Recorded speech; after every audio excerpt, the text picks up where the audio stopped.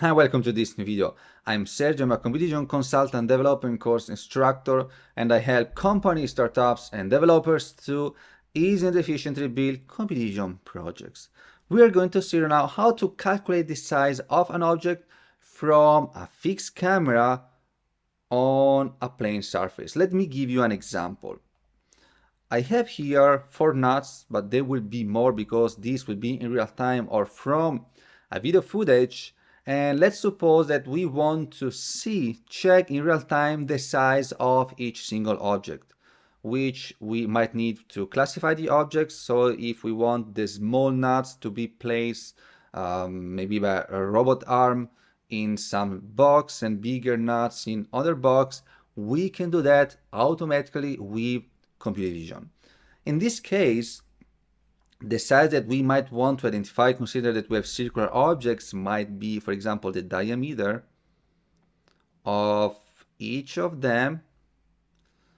You can see that we have like 2 bigger ones. They have approximately 1.4 centimeter of diameter, while the small one, it's around 0.6, 0.7 centimeters. And we can have this information in real time. And this can be applied, of course, now I'm taking this as an example, I'm taking nuts, for example, but this can be applied to any object. It doesn't matter like the shape, the size, the color. It can be applied in any object with the methods that we are going to see right now. In this specific video, we will focus, it will be structured in 2 parts. In the first part, we are going to see how we can get we can identify the object, because we will need, before calculating the shape of the object, we will need to identify the mask. So the mask will be the exact surrounding of each single object, because once you have the mask, so you take the mask, it means that you extract all the background from the object. With that, then later you can calculate, of course, the size. So first stage of this video, we get the mask. Second part, once we have the mask, we will know how to convert this information, which we will get into pixels, because we're working with a screen, so the size of the screen, it's pixels.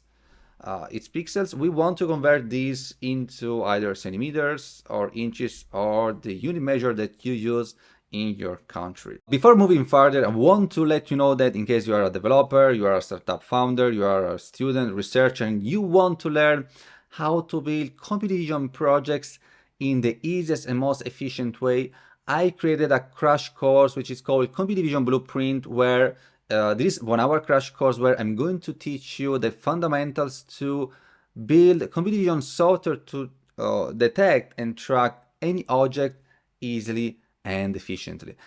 PySource.com/blueprint. And now let's move to this project. Now we will start building the project from a video footage of the real scenario where we are going to apply this. In this case, I want to identify the nuts that are passing on this specific conveyor belt. So I took some nuts. So the more you have, the better, because of course you want to make this as precise as possible. So the idea is to take a very big sample of nuts, so that when you put also nuts that the computer has never seen before, they will be identified correctly. In this case, I have this video. Let me show you what is happening right here, where the nuts are moving on the conveyor belt. From this video, we're going to extract images that we will use to train an algorithm. There are a few things that I said in this sentence, but let's just follow me carefully, and it's easier than it looks like. This is the first part. I extracted from this video a few images, and this is what we will call the dataset, which we're going to use to create a custom model to detect the nuts. So let's take, for example, a few pictures that we have right here. What should we do right now? Right now, we will take all of them and we're going to annotate the objects that we want to identify. In this case, we have the nuts. We want to annotate the nuts with the segmentation. So let's do that. In order to annotate the images, there are a lot of software to do this. I'm going to use a freeware software that it's online, which is called makesense.ai. And I'm going to first, I'm running this right here. And now I'm going to put the images inside this software. So I'm going to select all of them. I'm going to move them right inside the software. We see I have just 25 images. I mean, you should have more, like if the object is complex. 25 for this very simple scenario, it's okay. I'm not saying it's optimal, but it's decent. And then I select object detection. I'm going to create a label which I will call NUT, and then I'm going to start the project. By the way, I'm going very fast on this specific sample because the tutorial doesn't want to focus on creating a custom model and so on. I have already other videos for that. I'm going to leave some sources down below. I also have a full mini course which is called Mask RCNN Pro, where you're going to have all the sources to create your custom model. So I'm going to leave also that link down below. Just to give you an idea of what is an annotation, let me take an example.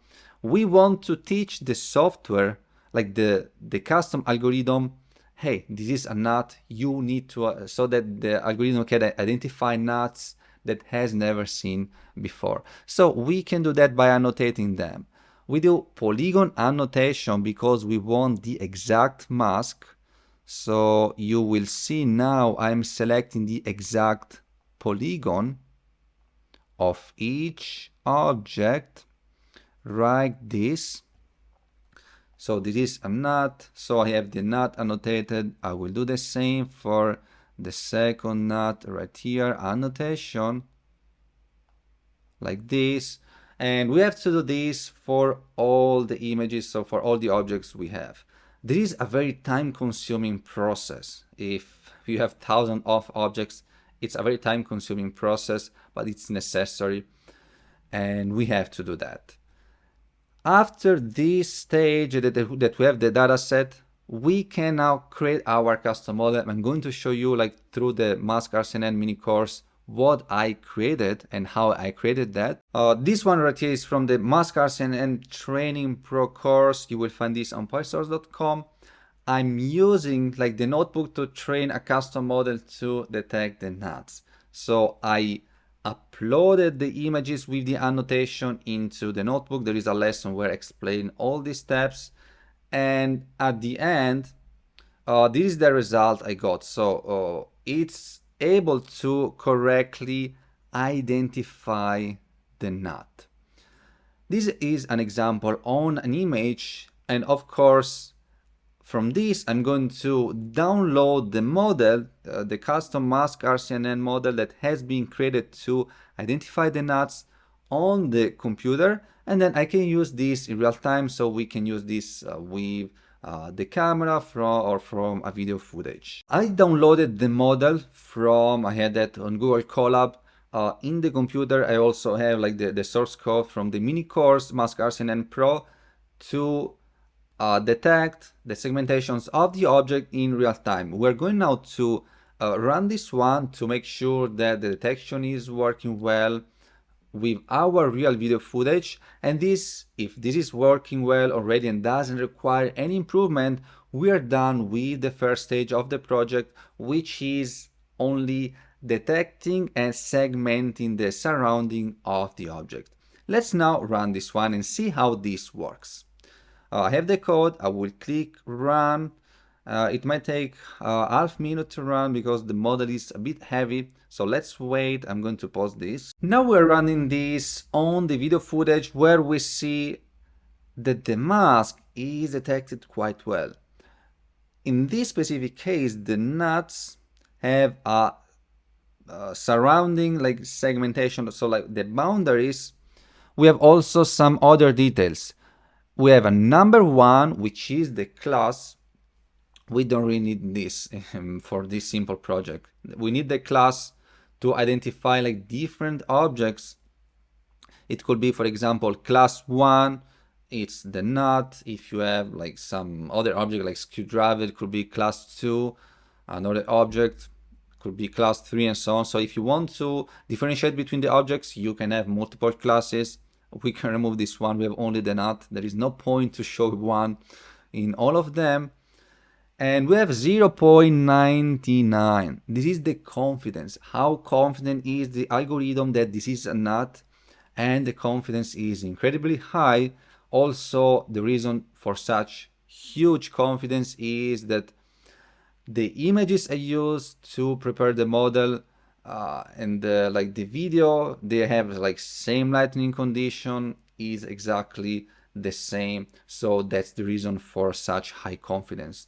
In real world scenarios, like when you play this for much longer, where you will have, for example, multiple objects, different lighting conditions, of course, also due to the weather, this might, of course, have a little bit of lower confidence, but it will work with a very high accuracy, always. We have this segmentation, which is working great, so we will stop with this first part of the project, and now we move to the second part where we're going to code a few things. First, how to use the boundaries of the segmentation to calculate the size of the object, and also we're going to display the size in real time. One thing you might be wondering about, why is this so slow? The mask RCNN algorithm is quite heavy, so even with a graphic card, which I have now running, is able to process around a bit more than 1 frame per second. And this video has 30 frames in a second, so that's why it's going so slow. When you have this on a real video footage, in real time from the camera, it will be smooth because we will skip frames when they are not necessary. I will not go more into this because each scenario must be analyzed, and that's not the purpose of this video. Let's now go to the second stage. Let's find the size of the nuts and let's display that on the screen. Now, considering that this is a short video, I can't, of course, write everything from scratch as I normally do. I write everything from scratch, this specific code in the course. In this case, we will focus only on the most important part of this video, which is finding the size of an object. Let's understand what we have right here. Once we get the information from the mask RCNN algorithm, we get few points. So in what's happening exactly in this part of the code is we are detecting the position of the objects and drawing the information for each single object. We are looping through all the objects. This means that first we have this object right here. We take all the information of this object, then we loop to the second object, we take all the information of this object, and so on. And one by one, we're going to first object. We take the rectangle. We have the rectangle by using 2 points. We have top left point and bottom right point. We have X and Y position of each of them. We have the class ID. I show you class ID in this case was 1 because we have only one object. In this case, the class ID is pretty much useless. At least when we have one object. Then we have the mask. The mask is the exact boundary surrounding of the object. This means that the mask will be, for example, of this nut right here, will be the coordinates of the entire polygon surrounding this object. Sometimes for some purpose, like the bounding box might be enough. We might only need to get the bounding box. In this case, let's say that we want only the width calculated in this way. The bounding box will be pretty much what we need. Sometimes if you want more information, like for example the area of all the object, or if it's a rotated object, you might want more than that. Because if you have a rotated object, let me first find a rotated object so I can tell you Why? Let's take this an example of rotated objects. For example, the Lego on the left, this one is a rotated object. In this case, the bounding box will not be enough because the normal bounding box in computer vision is always like this. The horizontal and the vertical are always like 90 degrees. They are never rotated. In this case, when the object rotated like the bounding box, well, you cannot use that to calculate the size. You will need mask RCNN to get the exact segmentation of the object. So just to make this very clear, why of that. Now, in the specific case of the nuts, I want to keep this very simple. What I'm going to do right now is I'm going to pretty much remove all the code that we don't need. We don't need the score, we don't need the mask, we don't need class ID. I'm going to comment on that one. We will focus mostly on using the bounding box that we have because it's a circular object. With the bounding box, we're going to get already the diameter approximately, of course. Like, this is now not an industrial project where we need to be precise. Of course, if we need to do something very precise, I will put much more attention to all the details. Now it's mostly to give you an idea. Y1, X1, Y2, X2. Let's draw a rectangle for this specific object. So I have here the code. I will put this again, cv2.rectangle. We want to draw the rectangle on the EMG. We have the points for the rectangle y1, x1. So to draw a rectangle, we need 2 points. Top left, we have x1 and y1. And then we have also bottom right, x2, y2, which are the points that we're getting from mask RCNN. Then we need the color, and the color, we have already color which is generated automatically by the code. We don't need to do anything else about that. And then let's also decide the thickness of the border, like the rectangle. Color is not extracted this way, but it's colors. Color. Oh yeah, let's take like the first color, or let's put a random color. So let's make this red. Let's say in order to give a color is BGR format from 0 to 255, where 0 is the lack of the color, 255 is the maximum. We have blue, green, and red. Let's put 25 of blue, 15 of green, and 220 of red. Now, to make sure that this is correct, I'm going to run the code, and we should see a bounding box surrounding the object. So let's run this one now. We have the exact bounding box surrounding each object. What we want to do right now is to get the width of each of them, and we want now also to display the width. When you have a circular object, in this case the width will be the diameter. This is not exactly circular, but let's take like it's circular. Let's now show the width. So I'm going to stop this one. How can we calculate the width of this? We have rectangle, then width of the object will be, consider that we have already 2 points. We have the top left and the bottom right. Let me show you. Now we have a bounding box like this surrounding the object. Let's put it red because that's red. A bounding box that surrounds the object like this. To have this bounding box, we have 2 points.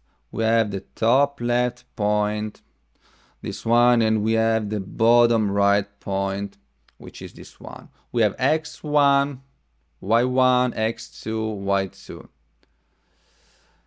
Consider that we are on the horizontal axis of the x. To calculate the width, we can simply say x2. So from x2, we remove x1, and we are left with this. So with this size. x2 minus x1, and we get the width. As simple as that. So width equals x2 minus x1. Now we want to show that in real time above the object. cv2 dot put text. We want to put the text, so the text, so we can put this above the object. On EMG, the text could be the width. Okay, there is nothing that could be, it's the width that we want to show. So let's say string of width, and I'm using string because the width is a number, but the text must be a string. So we convert this to string. Then we need the position. Where are we going to place this text? We can place this just a bit above the rectangle. Consider that we have the top left point of the rectangle. Let me get back to Paint. We have the top left point of the rectangle. We can put the text somewhere here. So it means if we have the top left point x1, y1, we will take x1, y1 and place that a bit above of that one.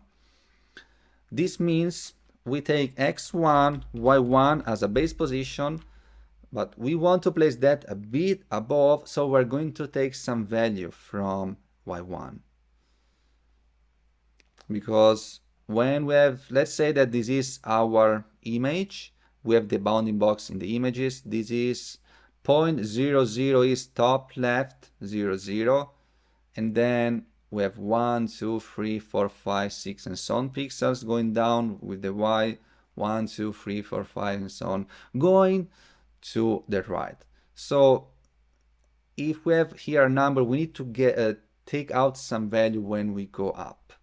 So if here is 0 and here is the maximum, we have y1. Let's remove some pixels from y1.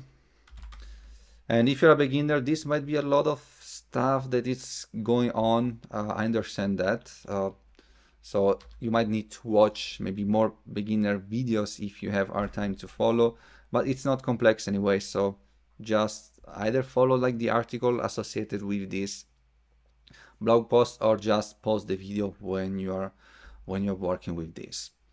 We're not seeing any complex stuff. And then we need the font face. I will not pay too much attention to this. So cv2.font, let's get any random font hairshade plane. The size of the font, let's say 1. The color, let's make now this one red. Later we might improve also this graphically, so let's see if we have time for that. 25, 15 to 20. Thickness of the text, we say 2. So this is the color of the text, same red color as I gave to the rectangle. And we should be good with this.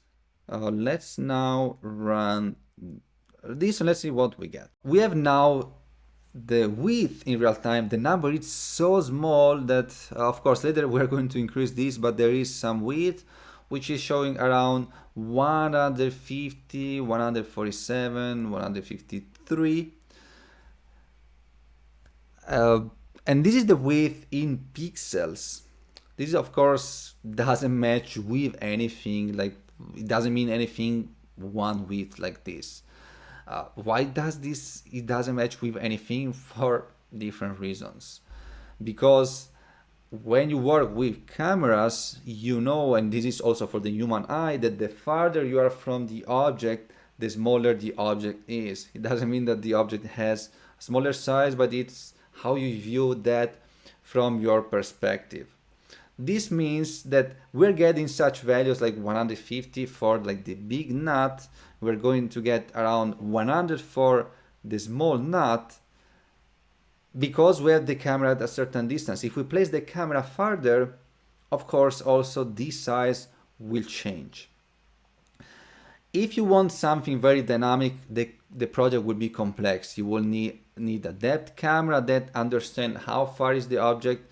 It will have like a different view. It can adapt to the height, to different positions of the object. If you want to make the object more simple like we have now, you can have a stable camera, but you need to do some calibration. The calibration will be, in this case, pixels ratio to centimeters or inches, as you wish. Like, of course, it depends on the measure unit that you're used to use in your country. In this case, I'm going to use centimeters. I'm in Europe. We're using that. I will do 100. I will take now 1 centimeter and associate that with how many pixels, or like something like that. In this case, we can say I know that now the big nut is 1.4 centimeter, and I see that the big nut is associated in this video with around 100, I will say a bit more than 153 pixels. It means that I will take 153 pixels is 1 centimeter, and based on that we will have all the different sizes. At least that's our goal, and let's also test how accurate this will be. I want now to make this calculation. Of course it would be simpler if we have like 1 centimeter already. Instead I have like 1.4, so 1.4 cm corresponds to 153 pixels. To simplify this problem, I could say that 14 millimeters will correspond to 153 pixels, and I can get what is the ratio millimeter to pixels. So the ratio pixels will be that 153 divided 14, 153 pixels divided 14 millimeters. 10.92 pixels correspond to a millimeter. Once we have this, let's also show this. So we have the width, we have the ratio pixels to to millimeters, and I'm not going to display anymore the text with the width. Instead, let's display this. I mean, with the width in pixels. So instead of string width, let's do it this way. I'm going to display with these brackets dot format. So we're going to display what I'm saying we're going to display, but still I'm not doing it. So we get the width equals, we need to divide the width with the ratio. So it will be width divided, or divided the ratio pixel to and so we have the I'm going to increase the size of this text, which we almost couldn't see, and later we can improve a bit the graphic if we want to display this nicer if we have time. So let's now run this one to make sure that everything is correct. So we will double check. I want to make sure also that the sizes correspond at least to a certain degree. As I said before, this is a very basic prototype. It's a project to give you an idea. This is not a final project where, of course, you need to take into consideration many more things. There will be more calibration. Also take into consideration that the camera has a lens distortion. So the same object, when it's on the side of the screen and it's passing in front of the camera, due to lens distortion, might be perceived with a bit of different size. These are all things that need to be studied, taken into account when you need, of course, to build some industrial project, and the precision is very important. Maybe there is some margin of error which is tolerated, but usually it's very small, it's a very small percentage, and so it must be very, very precise. Let's show this right now.